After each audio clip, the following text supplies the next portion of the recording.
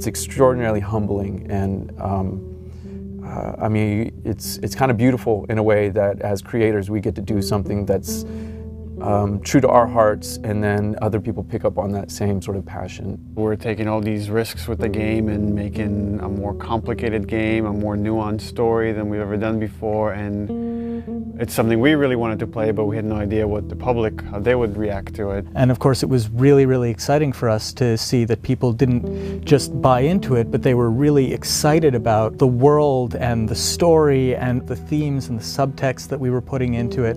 Really, people just got the game 100%. You know, as an artist, as a creator, you want people to love your work. You know, you want to cause some emotional reactions. So it just kind of leads us and encourages us to keep going in the directions that inspire us.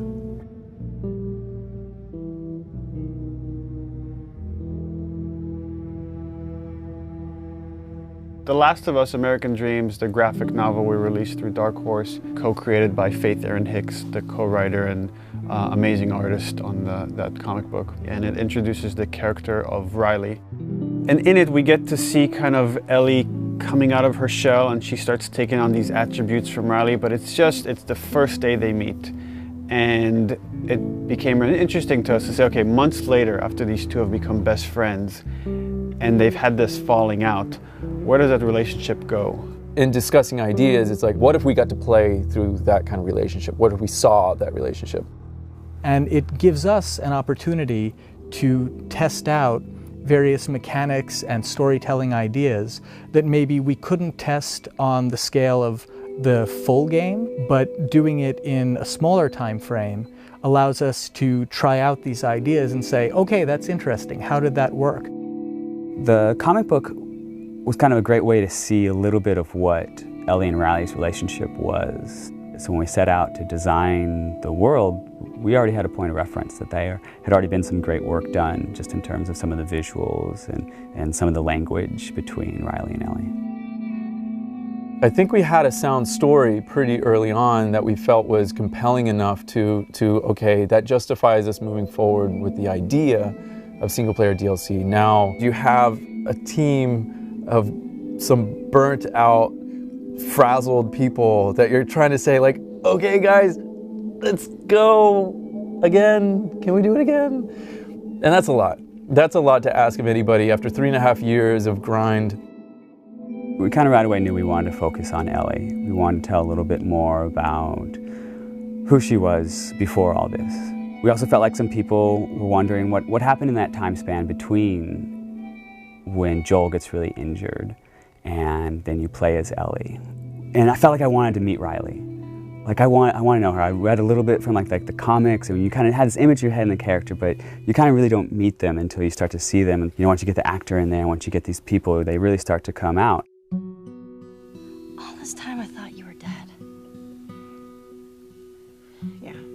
It was interesting sort of this time around to be with someone new. When Yanni came in during casting, I was like, that's totally who I saw in the comic book. That's totally her, that's totally who I heard. You need to cast her.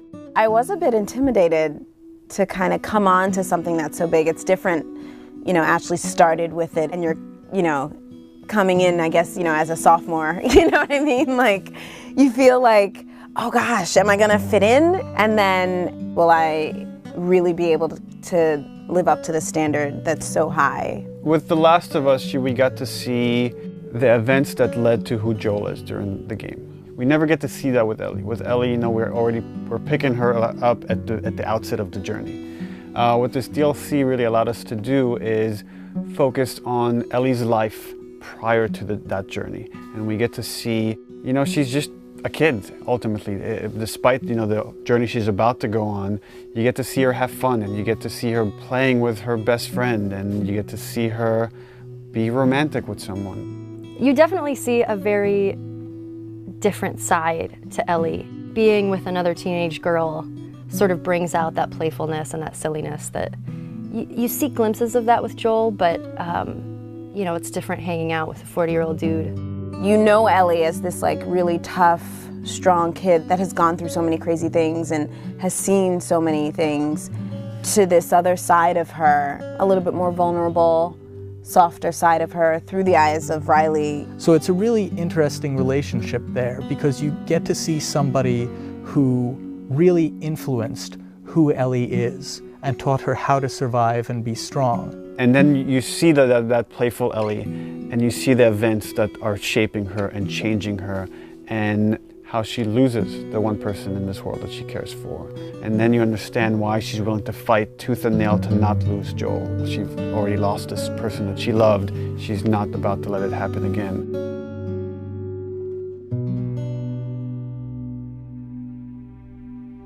There was a lot of gameplay where we kind of challenge ourselves to say, okay, how do we add tension? How do we add core mechanics to two teenage girls that have snuck out of this military dorm and are being playful at the mall? There are large portions where there is no combat, where we're really focusing on the narrative connection between you and an allied character. What's really important to us is how we parallel the player's emotional experience in the characters and vice versa. We want you to always be feeling the way that the characters are feeling. What the fuck are you looking at? We look at contrast a lot whenever we're trying to create pacing of things. And you can't have your lights without your darks, your highs without your lows. So while we're looking at the Ellie storyline, we also want to contrast that with what's happening in the desperation of Joel.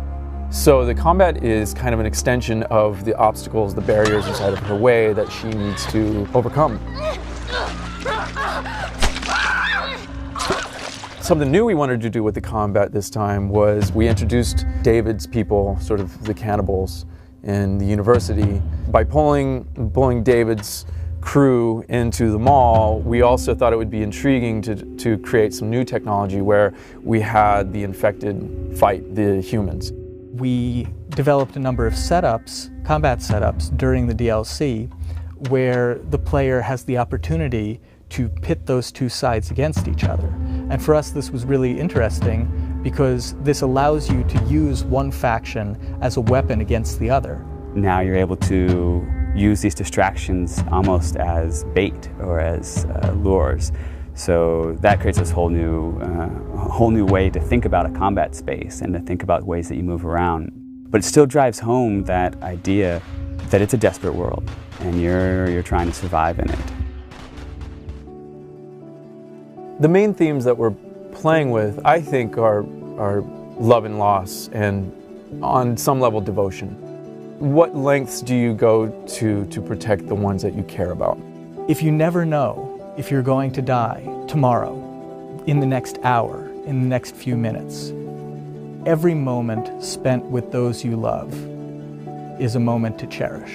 The relationship between Ellie and Joel, it dealt with survival, it dealt with loyalty, and ultimately it dealt with love. The love of a parent to a child or a child to a parent. The DLC is not that different.